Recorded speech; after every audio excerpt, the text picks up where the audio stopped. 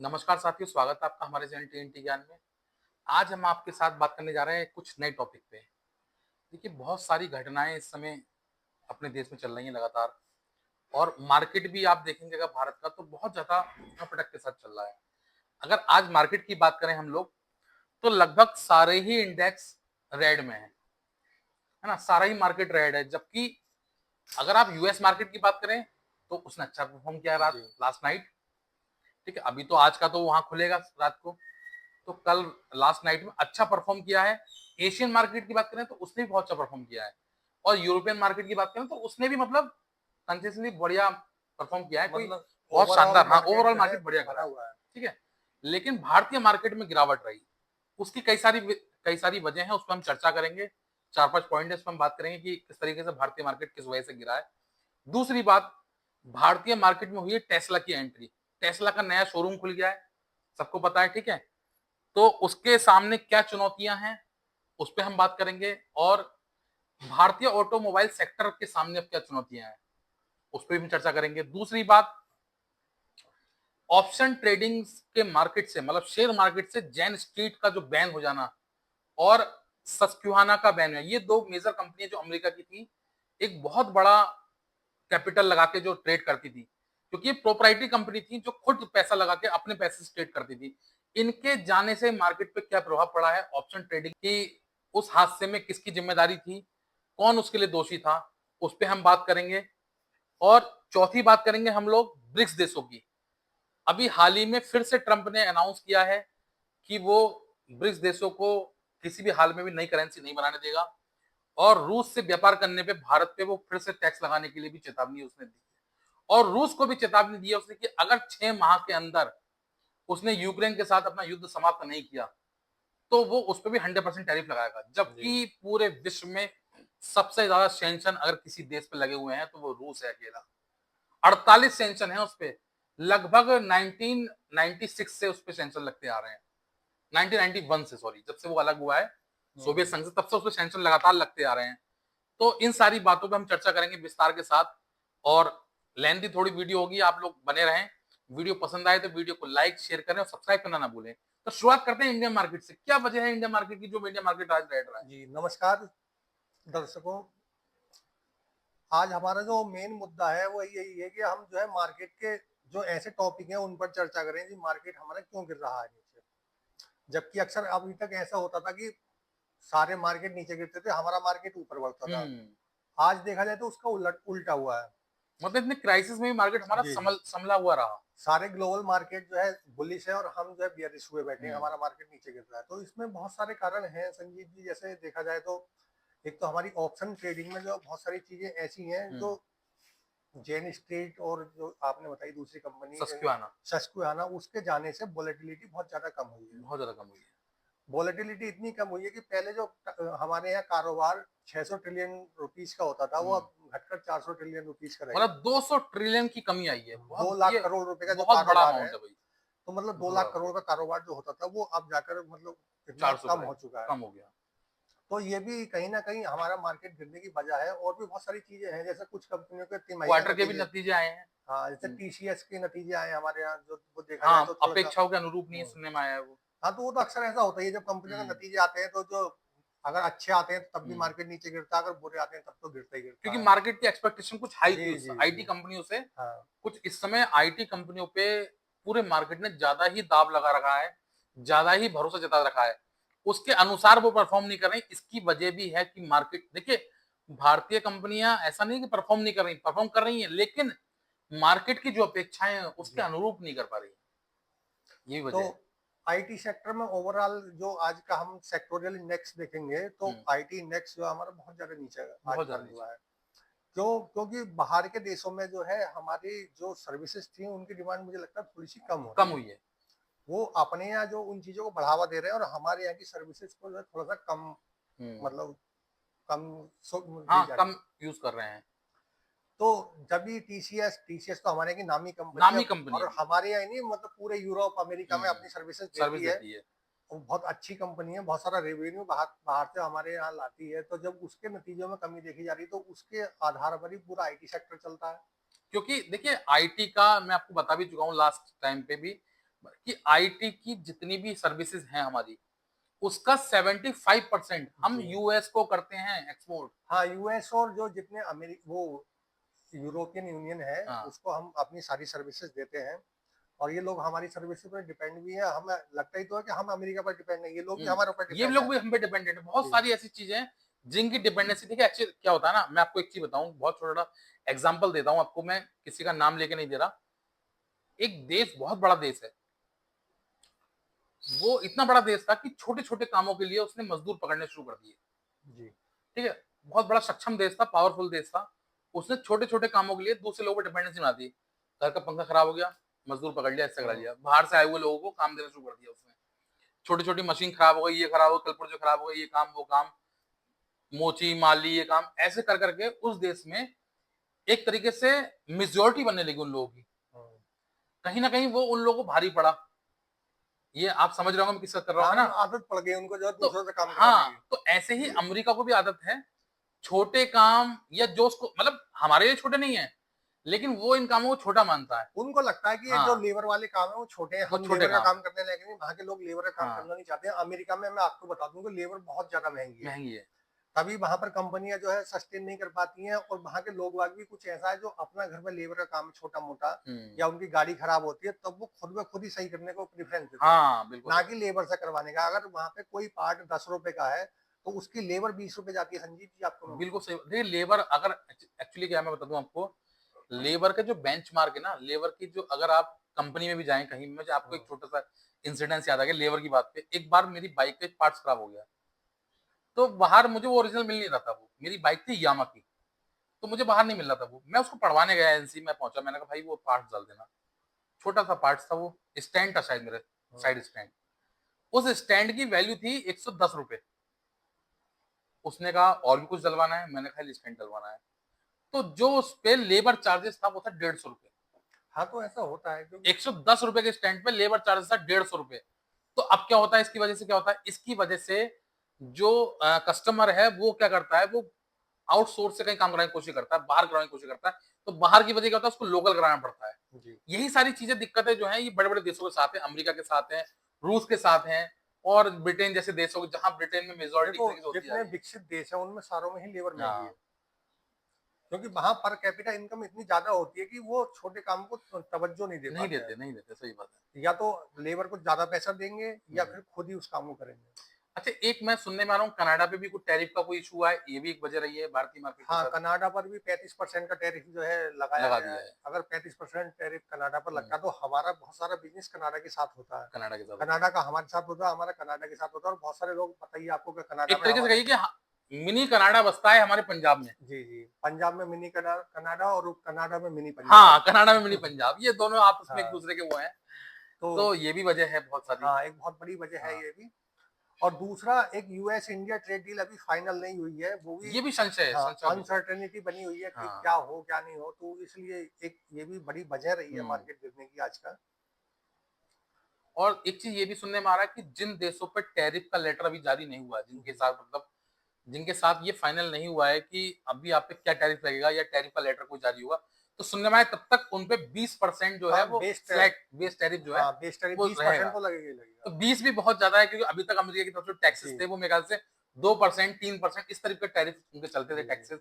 अब वो बढ़ के जो है वो 20% हो जा रहे हैं, तो ये चिंता का विषय तो है ही। इसकी वजह से बहुत ज्यादा दिक्कत हो रही है, हाँ, 20% भी क्योंकि टैरिफ बहुत ज्यादा होता है क्योंकि अगर आप 20% लगाते हैं तो 20% कीमत तो उसकी बढ़ी बढ़ रही है, साथ में उसके उस देश के अपने टैक्सेस भी होते हैं।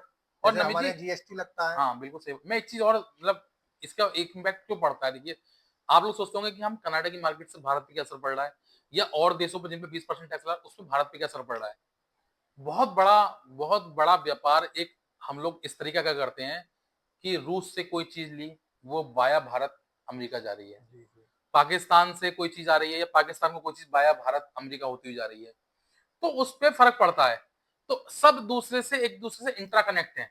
हाँ, बहुत सारे काम ऐसे होते हैं जो मतलब ग्लोबल मार्केट में भी हम्म। लीगल इलीगल सब चीजें होती हैं, तो कुछ सामान ऐसे होते हैं एक दूसरे देश से मंगाए जाते हैं, उस देश का कवर करके सामान आ रहे हैं, और ये सब ऐसे करके मंगाए जाते हैं, तो ये बहुत बिल्कुल सारी सही चीजें बात है। हैं। अब देखिए, जैसे मैं आपको बताऊं, जैसे अमेरिका जो है वो हर समय रूस रूस चिल्लाता रहता है, जी।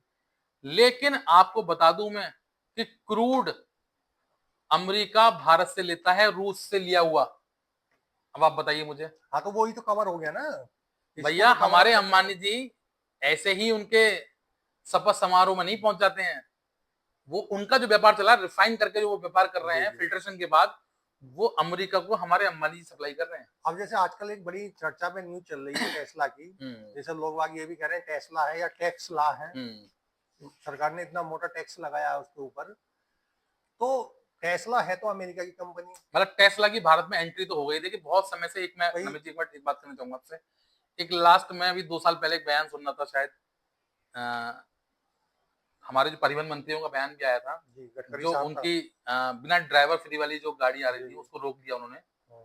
अभी वो वाली तो नहीं आई है ना, ऑटोमेटिक वाली उस टाइप की, लेकिन हाँ ईवी वाली जो उनकी गाड़ी आ गई है अपने यहाँ।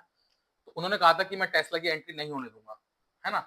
वो वेस वो वाला था जिसमें ड्राइवर की जरूरत नहीं थी, क्योंकि उससे हमारे भारतीय ड्राइवरों की बहुत हद तक नहीं नौकरी जा रही संजय थी। जी, वो जो फीचर है उसमें इनबिल्ट होता है वो अपने हाँ। यहाँ जो आई है उसी में भी है। अच्छा। पर वो जिस तरीके का माहौल उसको चाहिए चलाने के लिए, हाँ। उस तरीके का माहौल हमारे पास है नहीं। है नहीं। तो हमारे यहाँ वो कार मतलब सेल्फ ड्राइव तो कर नहीं पाएगी, नहीं इतना कर तो मेरा पाएगी। मानना है। चलिए। क्योंकि चाहे कितना ही अच्छा उसमें फीचर दिया गया, पर हमारे यहाँ की रोड की कंडीशन या हमारे यहाँ बाकी जो लोग बाग चला रहे हैं, भाई हम्म। वो कार तो अपना काम प्रॉपर कर रही है। हम्म।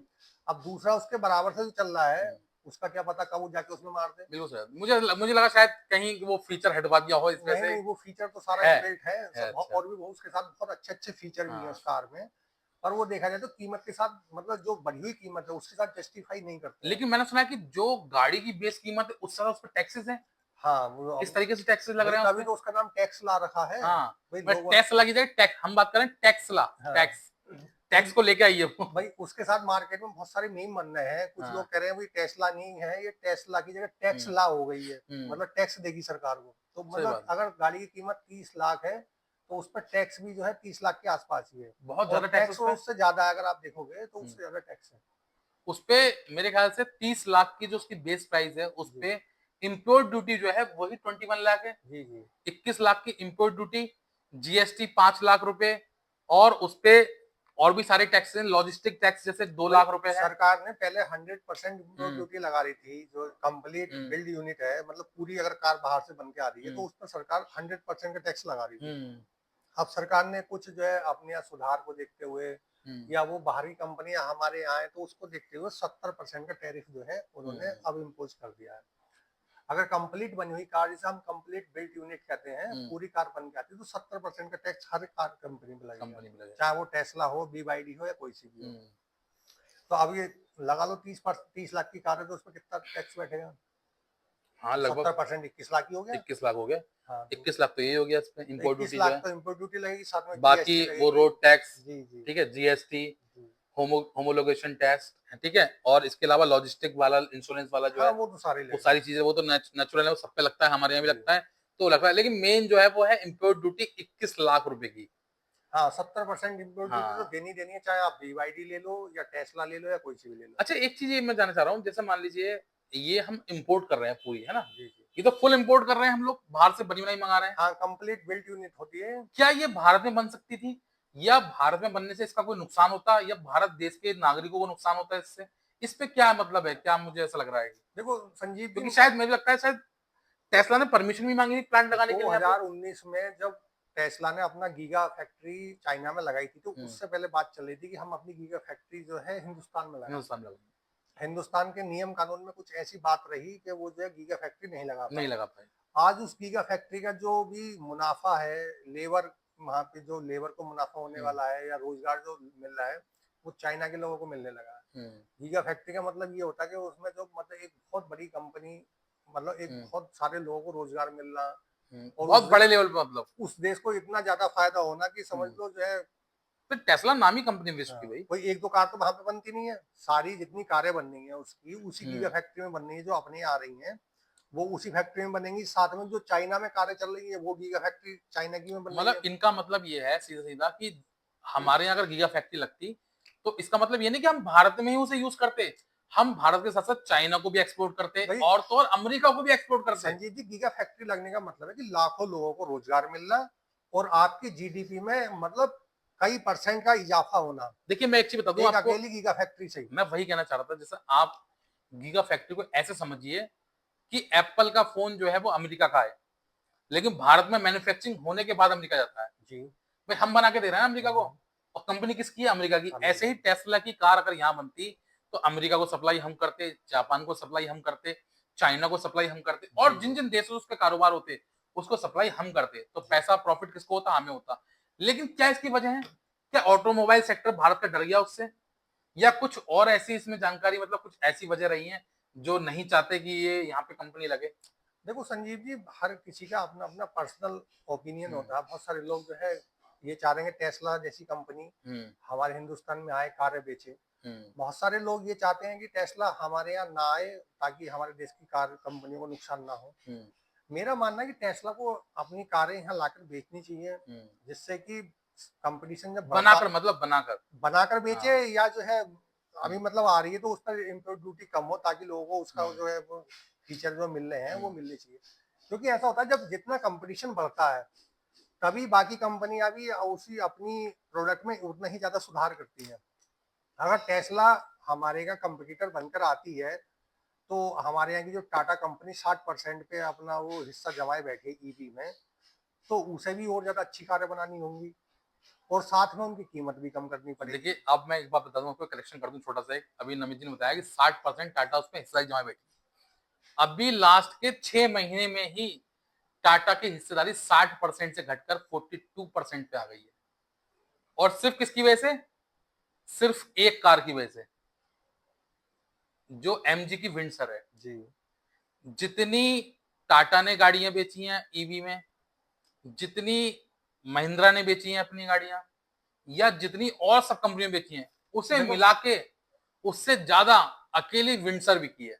एमजी हेक्टर की जो एक कार वेंचर की जो आप हम्म बता रहे हैं, वेंचर अभी हमारे यहाँ दूसरे नंबर पे, तीसरे नंबर पे टाटा की, सॉरी तीसरे नंबर पे महिंद्रा है। हम्म तो अभी भी टाटा की हिस्सेदारी बहुत ज्यादा है, हाँ दूसरे नंबर भाई, 42% बहुत जी। ज्यादा है, लेकिन क्योंकि साठ और परसेंट से घट जिस के 42% आई है, जिस रफ्तार से एमजी बढ़ रही है, बढ़ रही है। वो मुझे लगता है कि एक दिन जो टाटा को पीछे छोड़ हाँ देगी। बिल्कुल। तो मैं तभी तो कह रहा हूँ कि अगर तीस चौथी कंपनी हमारे यहाँ आती है, कंपटीशन बढ़ेगा। तो कंपटीशन बढ़ेगा। हो सकता है भाई टाटा और ज्यादा अपना अच्छा परफॉर्म करे, और ज्यादा अच्छी कारें बनाए और कम कीमतों में दे, तो फिर दोबारा वो उसी उस देखिए, पर दौड़ सकते कंपटीशन का हैं। फायदा क्या होता है मैं आपको बताऊं।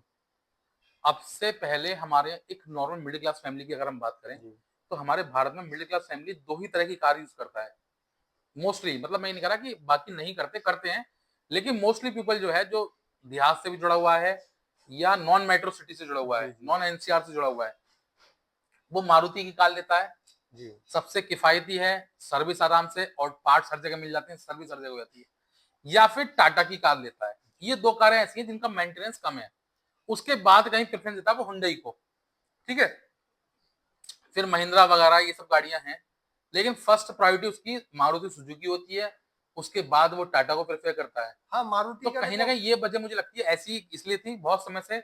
एक उन्होंने ढर्रा मार लिया कि छोटी मोटी गाड़ी बनाई अपनी और उसे बना के बेचे। जी जी लेकिन मुझे ऐसा लगता है जब से कंपटीशन बढ़ा है, एमजी आई है, किया आई है, तब से मारुति सुजुकी ने फीचर्स में अपने बहुत बदलाव किया है। उनकी गाड़ी काफी लग्जरी हो गई है।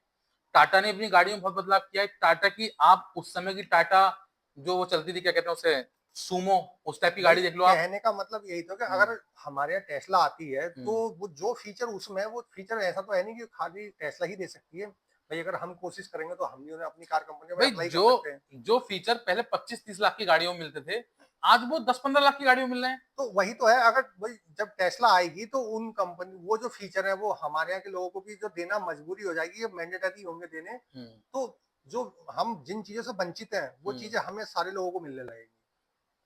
तो देखिए, मुझे तो लगता है शायद सरकार को ये कोशिश करनी चाहिए कि कैसे करके भी टेस्ला की गाड़ियां भी भारत में मैन्युफैक्चरिंग हो। एक तो इससे हमारे लोगों को कारोबार मिलेगा, रोजगार मिलेगा। दूसरा, हमारा रेवेन्यू जनरेट होगा। क्यों? अभी जो गाड़ी इंपोर्ट करेंगे हम, वही इंपोर्ट करेंगे जो भारत में बिक सकती हैं। जी उसके बाद अगर वो यहाँ प्लांट लग जाता है तो क्या होगा? फिर हम पूरे विश्व को वो सप्लाई करेंगे, एक्सपोर्ट करेंगे, देखो, और एक्सपोर्ट से हमारा फॉरेन रिजर्व जनरेट होता है। ये जो बीवाईडी वो सॉरी जो टेस्ला है, हम्म, टेस्ला के लिए अमेरिका ने बहुत ज्यादा जोर लगाए थे कि इस पर 70% की ड्यूटी ना लग के ना लगते। खत्म हो जाए बिल्कुल। तो अगर हम किसी एक कंपनी को छूट देते हैं, तो वो हमारे देश की पूरी साख पर एक बट्टा लगने की बिल्कुल सही बात और होती फिर है सबके साथ करना पड़ेगा फिर कि वो ऐसा। आप अमेरिका से दब के जो है आपने हाँ, टेस्ला को छूट क्योंकि दे दी। हम हमारे पास 2-4 कंपनी तो भारत की है, आप बाकी सब मैं बाहर से बताऊँ कंपनी आपको, तो उसके साथ-साथ अगर हम टेस्ला को छूट देते तो हमें बीवाईडी को छूट देनी पड़ है। रही है। भई बीवाईडी भी उसी सेगमेंट की बिल्कुल सही कारें बात बना है, रही है। हाँ, साथ में फिर हमें जो है साउथ कोरिया की जो कंपनी है किया उसको भी उसको छूट भी देनी देनी पड़ेगी। पड़ेगी। चलो साउथ कोरिया की कंपनी हमारे यहाँ कारें मैन्युफैक्चर करती है, हुँ, कुछ उसकी यूनिट ऐसी है कि बाहर से बन के आती बाहर है। से उनके आते हैं, तो इसलिए हमने एक को छूट देने के चक्कर में किसी को भी नहीं दिया। किसी को भी नहीं देते। अगर ये कंपनियां इस छूट से डर के या जो है इम्पोर्ट ड्यूटी से डर के हमारे फैक्ट्री लगाती हैं तो बड़ा ही अच्छी बात होगी, बहुत सारा रोजगार हमारे लोगों के लिए बिल्कुल जनरेट सही बात, होंगे और हमारे देश को ज्यादा फायदा होगा। सही बात है। क्योंकि अगर ये कंपनियां मुनाफा कमा रही तो उसका कुछ हिस्सा हमें भी तो मिलना बिल्कुल चाहिए। सही बात है। भाई हमारा रेवेन्यू ज़्यादा जनरेट होगा उससे, क्योंकि हम अब एक चीज़ समझिए ना, जो चीज़ आप खा रहे हैं, आपको सिर्फ़ उसका फ़ायदा मिल रहा है। अभी हम जो चीज़ पूरे विश्व को खिलाएँगे, पूरे विश्व को एक्सपोर्ट करेंगे, उसका हमें ज़्यादा फ़ायदा मिलेगा। उससे हमारा जो फ़ॉरेन रिज़र्व है, वो ज़्यादा बढ़ेगा। अभी तक जो फ़ॉरेन रिज़र्व के मामले में बहुत पीछे हैं, फिर हम विकसित देशों के साथ खड़े होंगे। जी। है ना? तो बहुत सारी चीज़ें हैं जिसको देखनी चाहिए और ये तो बात हो गई टेस्ला की। अब बात करते हैं हम ऑप्शन ट्रेडिंग की। ऑप्शन में जब से जैन स्ट्रीट पे बैन लगा है गवर्नमेंट के द्वारा, सेबी के द्वारा बैन किया गया है और सस्क्यूहाना पे बैन लगाया गया। ये दोनों अमेरिका की वो कंपनी थी जो भारत में एक बहुत मोटे अमाउंट से ट्रेड करती थी और इतने मोटे अमाउंट से ट्रेड करती थी कि पूरा-पूरा मार्केट हिला देती थी। देखिए, मैं ये नहीं कह रहा कि इनको बैन नहीं करना चाहिए था क्योंकि ये भारतीय इन्वेस्टरों का जो भारतीय रिटेल इन्वेस्टर है उनका पैसा खा रही थी एक तरीके से। उनको बर्बाद कर दिया था एक तरीके से क्योंकि 40,000 करोड़ उस समय इन्होंने ऑप्शन से कमाया जब सबके पैसे ऑप्शन में डूब रहे थे। 93% लोगों के पैसे ऑप्शन में डूब रहे थे। ये कमा रहे थे लगातार 3 साल से। तो देखो कहीं न कहीं वो हमारे ही इन्वेस्टरों का पैसा था। लेकिन इसके जाने से क्या असर पड़ा है इस पे हम बात करेंगे। जैन स्ट्रीट ने 36,000 करोड़ का शुद्ध मुनाफा कमाया। कमाया। भाई कुछ जो 40,000 करोड़ बताया आपने, 40,000 करोड़ का मुनाफा तो कमाया था, उसमें साथ में वो कुछ इक्विटी में कुछ घाटे में भी रहे, क्योंकि हुँ, जो उसकी स्ट्रेटेजी थी हुँ, वो पहले बैंक निफ्टी की जो हुँ, कंपनियां हैं जैसे एचडीएफसी हो गई, एक्सिस बैंक हो हुँ। गई, इनके शेयर खरीदती थी वो इक्विटी में, और साथ में हम उसकी जो है वो कॉल या पुट बेचती थी। हाँ, फ्यूचर में मतलब फ्यूचर खरीदती थी इधर वो फ्यूचर में नहीं, अच्छा, इक्विटी में अच्छा खरीदती थी। इक्विटी में खरीदती थी वो? इक्विटी में शेयर खरीदते थे, साथ में उसकी कॉल पुट बेचते थे। हाँ, ये दो ट्रेडिंग स्ट्रेटजी है जो सेबी ने जिन पे दोनों को देखते हुए हुँ, बैन लगाया है। अच्छा, तो अब फिर क्या काम करते थे, वो इक्विटी खरीद के उसको नीचे ला ला के बेचने लगते थे वो, हुँ, मार्केट गिरने लगती थी, हुँ, उधर ऊंचे रेटों पर वो कॉलें बेचे हुए होते थे, हुँ, तब जाकर वो मुनाफा कमाते थे। ये उनकी स्ट्रेटेजी थी।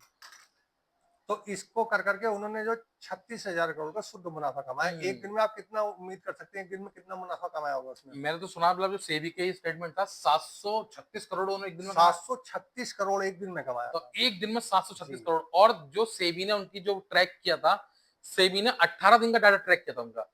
तो 18 दिन में बता रहे थे कि 15 दिन में सेम पैटर्न था उनका। जी, जी। 15 दिन 3 दिन केवल पैटर्न चेंज किया, बाकी 15 दिन लगातार सेम पैटर्न था। एक ही पैटर्न में एक ही तरीके से मुनाफा कमाया गया था। हाँ, तो वो यही करते थे, एक दिन उन्होंने बैंक निफ्टी की जो बैंक है हुँ, एचडीएफसी खरीद ली, फिर उसको ऊंचे लेवल से जाके नीचे पर बेचते आए, हुँ, वो मार्केट गिरने लगती है। अब एचडीएफसी का मार्केट कैप पता ही है आपको, बैंक निफ्टी में कितनी परसेंटेज रखता है, बहुत क्या ज़्यादा। वेटेज है उसका। हुँ, और जब अगर आधा परसेंट एचडीएफसी गिर रही है तो बैंक हुँ। निफ्टी अगर 1% 2% गिरने की आप मामूली सी बात है। बिल्कुल सही बात है। अच्छा एक चीज़ ये इसकी वजह से तो खैर असर पड़ा ही पड़ा है। मुझे लगता है शायद सेबी की बहुत सारी पाबंदियाँ हैं, ये भी बहुत ज़्यादा इम्पैक्ट पड़ रहा है इसकी देखो वजह से। संजीव जी, मैं आपको बताऊं, जैन स्ट्रीट का नाम तो आजकल सबकी जुबान पर है, हुँ, जितने लोग ट्रेडिंग करते हैं जैन स्ट्रीट से हर कोई वाकिफ है कि भी हुँ, जैन स्ट्रीट बैन हो गई, जैन हुँ, स्ट्रीट बैन हो गई। अभी देखा जाए तो उसके साथ साथ बहुत सारी कंपनियां ऐसी हैं जो जिनके मतलब गले पर तलवार लटकी पड़ी है, हुँ। कभी भी सेबी उन पर जांच बिठा सकता बिल्कुल, है। जैसे वो बता रहे थे ना कि एचएफटी करके जो ट्रेडिंग होते हैं, हाई फ्रीक्वेंसी ट्रेडिंग, जी, जी। उसपे सेबी मेरे ख्याल से कुछ निगरानी भी बिठाए हाँ, हुए तो है। बहुत सारी कंपनियां हैं हो सकता है जैन स्ट्रीट की जो मालिक हैं वो किसी दूसरी सेल कंपनी बनाकर उससे बिल्कुल ट्रेडिंग कर रहे हो। सही बात है। तो सेबी की नज़र जो सारी कंपनियों पर बनी पड़ी है, सेबी बड़ी बारीकी से नज़र रखे हुए है। हुँ, तो इसी कारण आप देखेंगे कि मार्केट में ऑप्शन ट्रेडिंग में बहुत कमी, एक मतलब कमी देखी जा रही है। हुँ। बहुत सारे ऑप्शन ऐसे हैं जो जिनकी मतलब स्ट्राइक आप नेग्लिजिबल है, उनका हाँ, कोई बिल्कुल सही बात है। मतलब उनका ओपन इंटरेस्ट बिल्कुल है ही नहीं, आप ओपन देखोगे। इंटरेस्ट नहीं है, हाँ, यही बहुत सारा हाँ, इश्यू चल रहा था इसमें भी। तो जब ओपन इंटरेस्ट नहीं है मतलब लोग बाग उसे लेने के इच्छुक नहीं है, इच्छुक बेचने के नहीं है। इच्छुक नहीं है। भाई तो बायर नहीं है, सेलर नहीं है तो क्या होगा हाँ, उसमें? तो इसी को देखते हुए यहाँ पे ऑप्शन ट्रेडिंग में जो है बहुत एक मंदी देखी जा रही है, मतलब कभी ऑप्शन ट्रेडिंग में मंदी हाँ, आती हाँ, थी लेकिन नहीं है, अब देखी तो जा इस रही है। टाइम मंदी है। हाँ, तो इसी को जो है मतलब लोग बहुत डरे हुए हैं। बिल्कुल। और देखिए मैं तो एक चीज़ बताऊँ, मैं तो बहुत समय से लोगों से कहता हूँ कि आप 5 साल तक जो है वो इक्विटी में ही निवेश करें लॉन्ग टर्म में। जब 5 साल आपको शेयर मार्केट में हो जाए, ऑप्शन में हल्का-फुल्का देखना शुरू करें, उसके बाद धीरे-धीरे करके इन्वेस्ट करें। अगर आप डायरेक्ट ऑप्शन में घुस जाएँगे किसी की वीडियो देख के, किसी के बनाए हुए ऐसे शॉर्ट्स देख के कि बेड पे नोटों की गड्डी रखी हुई है और वो पल में वो पैसे एकदम उसकी मूवमेंट दिखाता है वो। नमित जी एक चीज़ बताइए, ऐसा संभव है कि लोग दिखाते हैं वीडियो, अभी 5 लाख लॉस में अचानक से वो लॉस रिकवर होना शुरू हुआ और 15-16 लाख प्रॉफिट में आ गया? देखो वो कोई ज्यादा बड़ी बात नहीं है संजीव जी, मैं आपको बताऊं, अभी आप अगर कंप्यूटर पर अपना वो जो है आपने ब्राउजर में आपने हुँ, जीरोधा या जिसका भी वो खोल रखा है, हुँ, जिसमें भी आप ट्रेडिंग करते हैं, जिसमें ब्रोकर के हुँ, थ्रू, तो बड़ी आसान सी चीज होती है। इसमें एक डेवलपर ऑप्शन करके एक ऑप्शन होता है, हुँ, उसमें आप जो भी नंबर डालोगे वो आपका मार्केट मतलब जो लॉस या प्रॉफिट दोनों दिखाने लगेगा। हुँ। उसे एडिट करना आप सीख लो, अपना जो है कितने लॉस कितने प्रॉफिट दिखा लो आप। मतलब समझ रहे हैं आप कि वो जनरेटेड है, ओरिजिनल नहीं है, उस पे ध्यान ना दिया जाए। अगर ऐसा संभव होता कि वो भाई बैठ के होटल में कह रहे हैं कि अब बिल आएगा, देखो रेस्टोरेंट का मैं इससे पे कर संजीव दूँगा, जी, होटल किराया इससे पे कर दूँगा। बहुत सारे लोग बाग ये कहते हैं कि पहले जो लोग मार्केट में लॉस करके आए होते हैं वो हुँ। यूट्यूब पर आ गए होते हैं, बिल्कुल सही बात। भाई ये कहते हैं। हाँ, पर वो जो लोग, मेरा मानना है, जो लोग अपना स्क्रीनशॉट दिखाते हैं यूट्यूब वो पर तो आके, गारंटीड लॉस वाले हैं। तो वही लॉस वाले होते हैं। अब जो लोग कुछ सिखाने के पर्पज से आए हैं, या तो शायद उन्होंने मार्केट में ट्रेडिंग करी नहीं है, वो खाली आपको सिखाने ही कुछ आए हैं, या वो भी सीख ही रहे हैं, जैसे बिल्कुल हम सही हैं, बात है। हम सीख रहे हैं और सिखा रहे हैं। बाकी लोग हमने आज तक अपना कभी स्क्रीनशॉट तो दिखाया नहीं है, ना ही हम इन फ्यूचर कभी दिखाएंगे। हमारा पर्पज किसी को डिमोटिवेट करने का नहीं है, या किसी को एक्स्ट्रा मोटिवेट करने का नहीं है कि आके वो इस गंगा में डुबकी लगा दे, बोले भाई आके नुकसान कर लो अपना। बिल्कुल सही बात है। हमारा देखिए पर्पज सिर्फ आपको एजुकेशनल वीडियो हाँ, दिखाना है, आपको सिखाना है कि कैसे शेयर मार्केट काम करती है, कैसे कोई स्ट्रेटजी काम करती है। तो जिनकी बात संजीव जी कर रहे हैं, उनके गुरुजी बैठे हैं, दुबई वाले गुरुजी और दिल्ली वाले गोया ग्रुप गुरुजी। और मुंबई का मैं बताऊँ जी इंसिडेंस जी। अभी जो हाल ही में आया है, हम्म। एक बाप ऑफ चार्ट करके एक बाप और चार्ट करके बहुत सारी हाँ, चीज है। उनका बंद हुआ है अभी। देखो पता है उनका तो मोहम्मद अंसारी जी हैं वो। संजीव जी, मैं बताऊं नमित उनका जी सुन तो लीजिए उनकी। वो 3.5 करोड़ के खुद लॉस में हैं और बहुत मार्केट से उन्होंने 17 करोड़ इन्वेस्ट करवा लिया कि हम कमा के देंगे। बहुत सारे ऐसे हैं, मैं अपने दर्शकों को बता दूं, वो क्या करते हैं पता है, कैमरे के सामने आके बैठ जाएंगे, पीछे लग्जरी चीजें रखी होंगी या बैकग्राउंड एडिट करके लगा देते हैं, हम्म, ग्रीन स्क्रीन लगाई उन्होंने, पीछे जो है बड़ा सा एक बढ़िया सा हाँ, होटल दिखाया, सब बैठे चीजें हैं वो दिखाई। झुग्गी मतलब ऐसी जगह हाँ और दिखा रहे हैं दुबई भाई, सीधे। आप भी परिचित हैं ग्रीन स्क्रीन तक, ग्रीन स्क्रीन के पीछे कुछ भी लगा लो आप, हाँ, लगाई उन्होंने, आप पीछे उनके बैकग्राउंड में अच्छी अच्छी चीजें चल रही हैं, देखो वो महंगे महंगे टीवी रखे हैं, महंगा महंगा जो है सोफा रखा है, हम्म, सब चीजें रखी हैं। तो उनका एक ही पर्पज होता है सिर्फ, मार्केट में वो लॉस खाए हुए थे, उन्हें यूट्यूब पे अपना कोर्स बेचना है। बस कोर्स मैंने बताया ना अच्छी। 1 लाख लोगों को उन्होंने 1-1 हजार का कोर्स बेच दिया, तो आप उम्मीद कर सकते हो कितनी बड़ी उन्होंने रकम कमा ली। नमित जी एक चीज बताइए ना, जैसे वो जो जितने भी इंस्टीट्यूशन है, मैं किसी का नाम नहीं ले रहा, वो इंस्टीट्यूशन कई कई हजार लोगों को पढ़ा रहे हैं। जी ठीक है, अच्छा पढ़ा रहे हैं, मैं कह रहा हूँ अच्छी बात है, वो सिखा रहे हैं। ठीक है, लेकिन आप एक चीज सोचिए, वो क्या सिखा रहे हैं कि एक दिन में 10% प्रॉफिट कमाना। नमित जी ये सिखा रहे हैं ना वो। जी। मुझे लगता है शायद वो एक स्टूडेंट से 1 लाख से लेके 5 लाख तक फीस लेते होंगे लगभग, मेरे अंदाज से। संजीव जी, अभी चलो ये अपना टॉपिक है जिस पर बात कर रहे थे, हाँ, हम थोड़ा से इससे अलग हट के बात कर हम्म, लेते हैं, मैं स्कैम की बात कर लेते हैं, हाँ, कैसे कैसे स्कैम होते तो हैं। वो 1 लाख से 5 लाख तक कमा रहे हैं उनसे जी महीने के 6 महीने का 3 महीने कोर्स करते हैं वो। अगर उस व्यक्ति पे 1 करोड़ रुपए है, मैं बहुत छोटे रकम मत कर रहा हूँ, 1 करोड़ रुपए, वो तो बहुत बड़ी रकम की बात करते हैं। जी 1 करोड़ का 20% बैठता है 20 लाख रुपए पर डे। जी। 15 मिनट की ट्रेड में जब वो व्यक्ति 1 करोड़ की ट्रेड लेकर 20 लाख कमा सकता है, तो उसको इतनी हेडक इतना पेन लेने की जरूरत क्या है कि वो 1 हजार स्टूडेंट को तैयार करेगा 3 महीने के लिए मात्र 1 से 5 लाख में। देखो जो इतनी बड़ी बड़ी बातें करते हैं ना, उनके पास एक ढेला भर भी रुपया होता नहीं है, वो सिर्फ अपना कोर्स बेचते हैं, और बस। टेलीग्राम ग्रुप पर जो है वो क्या काम करते हैं, अब मैं आपको हम्म, बताऊं शुरुआत कैसे होती है इसकी। हम्म, ये भी मतलब लोगों के दिमाग में ट्रेडिंग का भी एक जो है भूत बिठाया लोगों ने, जो ऑप्शन सेलर है, हम्म, मुझे तो लगता है कहीं ना कहीं उनकी ही चाल है ये, हम्म, ऑप्शन ट्रेडिंग करवाने की। तो क्या काम करते हैं बताओ, 2 ग्रुप बनाते हैं टेलीग्राम पर, एक ग्रुप में वो जो है पुट की कॉल देते हैं। हाँ हाँ मैं दोनों तरफ देते हैं वो। हाँ, एक ग्रुप में वो कॉल की कॉल देते हैं, हाँ, बोले कॉल खरीदो, एक में बताते हैं पुट खरीदो। हाँ। अब भाई मार्केट जब चलेगा तो उसमें किसी ना किसी को कमेगा। कॉल या पुट दोनों जो है वो तो बढ़ेंगी, कोई ना कोई एक तो हाँ बिल्कुल बढ़ेगी, सही बात। एक गिरेगी एक बढ़ेगी। तो जो गिर जाती है वो तो उनका ग्रुप जो है उसमें तो उनकी कोई वो आती नहीं है, दोबारा मैसेज लौट के आता नहीं है। जब उनकी पुट 100 रुपए की पुट 50 रुपए बढ़ गई, मतलब 150 पहुंच गई, उस 200 दिन पहुंच गई, पूरे दिन वो छाएंगे तो वो स्क्रीनशॉट। हो हल्ला काटते रहते हैं, बोले देखो मैंने बताया था, अब हाँ। वे करोड़पति बन गए, जीरो टू हीरो हो गया, ये हो गया, वो हो गया। तो ऐसे करके वो आपको फंसाते हैं।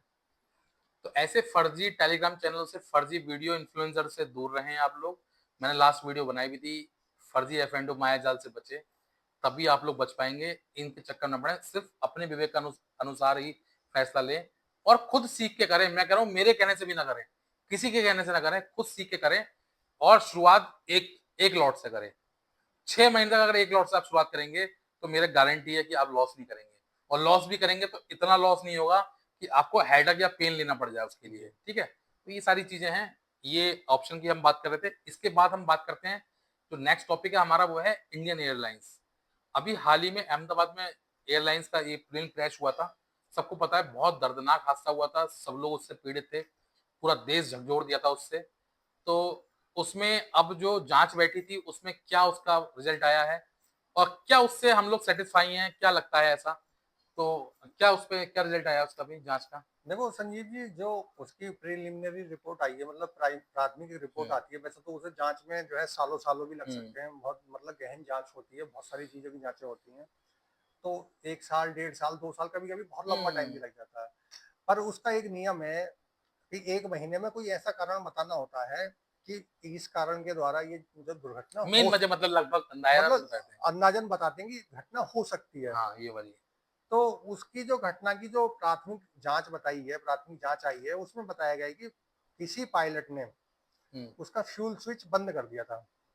उसमें एक पायलट दूसरे पायलट से पूछ रहा है कि तुमने फ्यूल स्विच बंद क्यों किया, तो दूसरा पायलट कह रहा है मैंने तो नहीं किया। तो ये जो है बड़ी मतलब एक छोटी सी बात ने बहुत बड़ा मुद्दा खड़ा कर दिया है हम्म। कि पूरा पायलट एसोसिएशन पर एक उंगली उठाई निशान, हाँ। हाँ, एक उंगली उठाई जा रही है, सवालिया निशान प्रश्न लग चिन्ह गया है खड़ा हो गया बिल्कुल। कि क्या पायलट भी ऐसा कर सकते हैं। हम्म। मतलब पायलट भी सुसाइड अटैक ऐसा कर सकते हैं, वो सुसाइड अटैक का नाम दिया अच्छा गया है। देखिए, एक चीज मैं नमित जी ये बताऊं। तो मैं 1 मिनट हम्म। बता दूं आपको। तो लोगों का मानना है कि कहीं ना कहीं बोइंग कंपनी अपने इन्फ्लुएंस में जांच एजेंसी को लाकर मतलब रिजल्ट जो है पलटवा रही है। हाँ, यही यही मैं बात करना चाह रहा था। तो अमेरिका का कुछ ऐसा है, अब बहुत सारी चीजें आ रही हैं, अब जैसे जैसे टाइम आगे हाँ, जैसे जांच आगे बढ़ेगी तो पता चलेगा हाँ, धीरे करके। तो उसमें बहुत सारी चीजें ऐसी आ रही हैं कि भाई ट्रम्प जो बोइंग के एक तरीके से सेल्समैन है। हम्म। ट्रम्प जो है हर देश में जा जाकर बोइंग के जो है प्रचारक है। प्रचार कर रहे हैं, और उसका मतलब प्रचार ही नहीं कर रहे हैं, उसका सामान लेने के लिए दूसरे देशों पर दबाव बना रहे दबाव हैं। भी बना रहे हैं। जैसे हमारे यहाँ भी बहुत सारे उसके जेट्स बेचे गए हैं, और हम्म। कतर एयरवेज को जेट्स बेचे गए हैं। हम्म। कतर एयरवेज को लगभग 206 उन्होंने जेट बेचे हैं। हम्म। तो मुझे लगता है कि बोइंग कंपनी अमेरिका में ना होके अमेरिका बोइंग कंपनी में आ गया है। हम्म।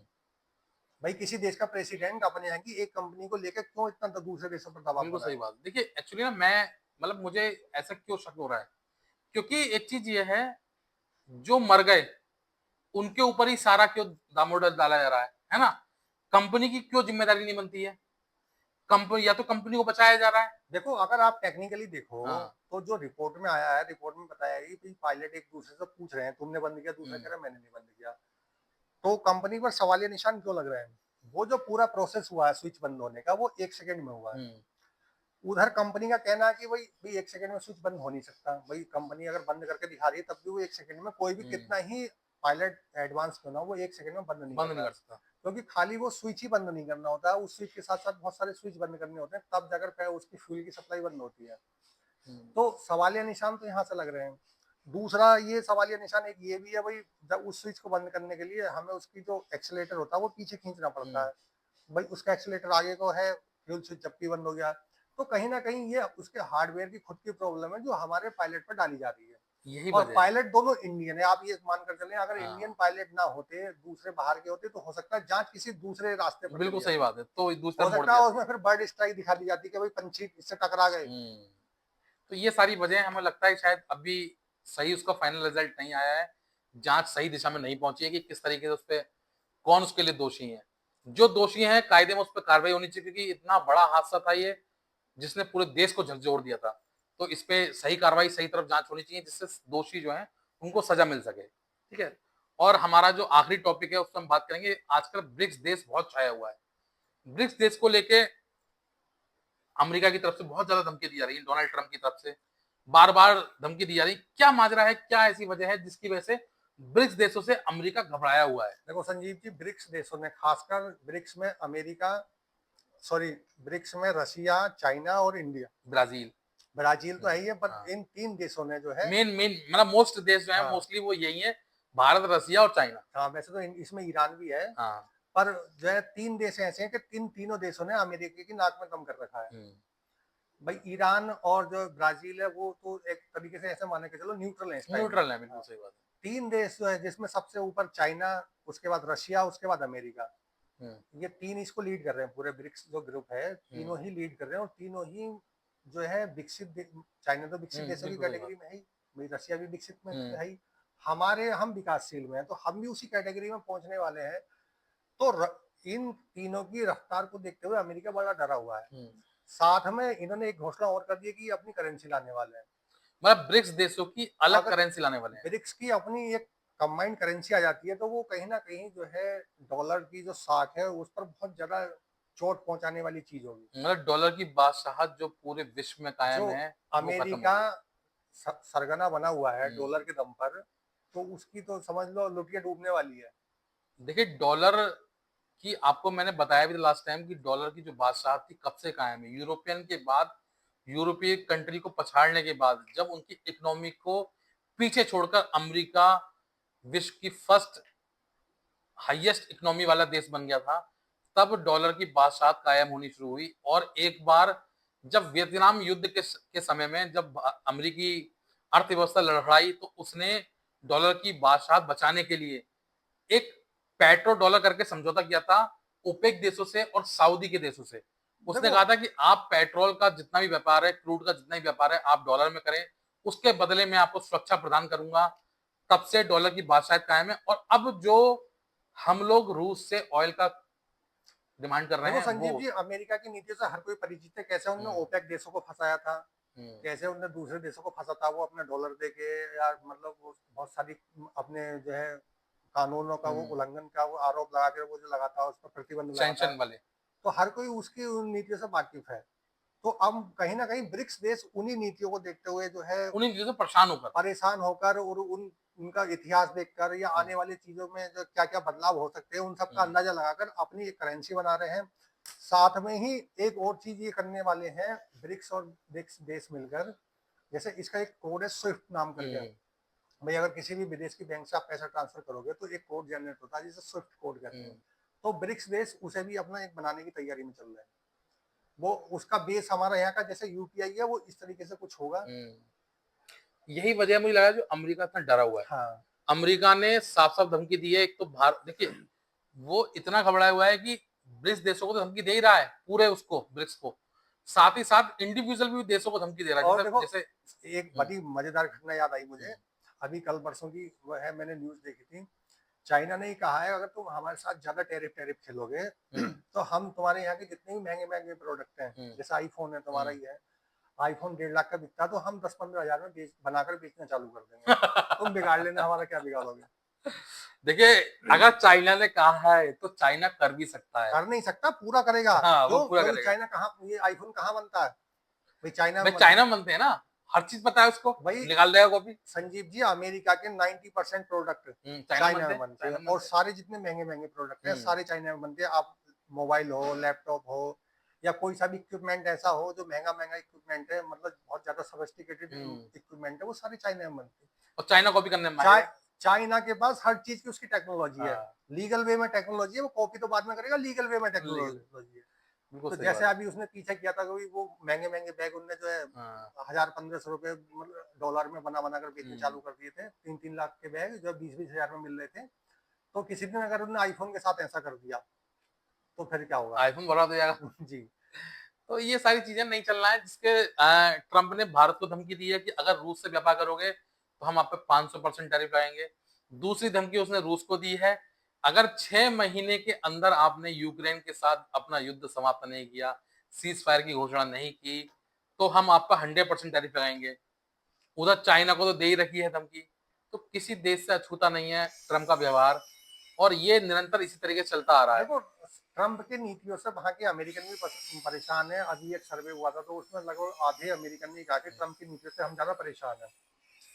तो इसी को देखते हुए मुझे लगता है कि ट्रम्प का जो कार्यकाल है ये बहुत ज़्यादा विवादित विवादित रहने वाला है। और मतलब मिलता है कार्यकाल का इसी में निपट जाएगा, वो कुछ कर ही नहीं पाएंगे। हाँ, उन्हें पता है कि मेरा लास्ट वाला कार्यकाल है, मैं हाँ, अब आगे जाके कुछ करना नहीं है, आगे जाके कभी बन नहीं सकता मैं दोबारा। तो इसी को मुझे लगता है वो इसे देखते हुए कुछ ऐसे मतलब विवादित बातें करते हैं, वो विवादित जो है बहुत सारी चीजें उन्होंने करी हैं। और मुझे लगता है शायद वो इसी कार्यकाल में अमेरिका का वर्चस्व खत्म करके चले जाएंगे एक तरीके हाँ, ये भी लग रहा है वो जो है से। पूरा बंटाधार करने वाले हैं। निर्धार करके जाएंगे। तो ये सारी बातें थी जो बार बार ग्लोबली मार्केट को इफेक्ट कर रही हैं, शेयर मार्केट को इफेक्ट कर रही हैं और भारतीय मार्केट को बहुत ज्यादा इफेक्ट कर रही हैं।